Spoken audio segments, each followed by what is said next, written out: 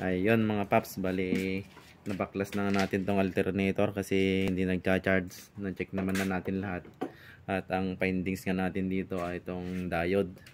Paano nga ba tayo nakakasigurado na diode ang problema ng alternator natin? Baka mamaya bibili tayo ng ganito ay hindi pala itong problema, madadagdagan lang yung gastos natin.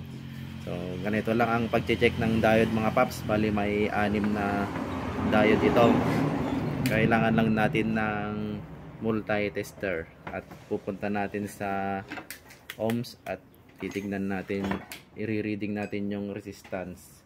Ang pag-check nito mga paps ay forward reverse. So yan, itong isa, check natin. May reading na 0.834 at sa kabaliktaran niya ay 0 line. So ibig sabihin goods itong isang diode natin. Sa susunod naman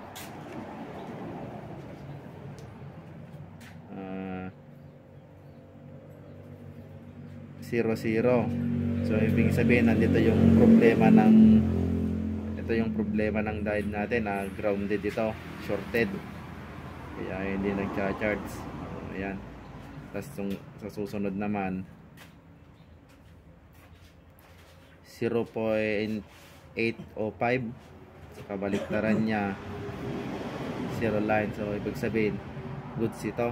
Balik ganun lang mag-check sa mga paps. So ito nga, ito yung problema ng diode natin, itong nasa gitna.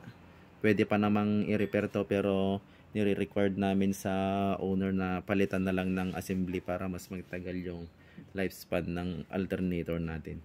So ganun lang mga paps.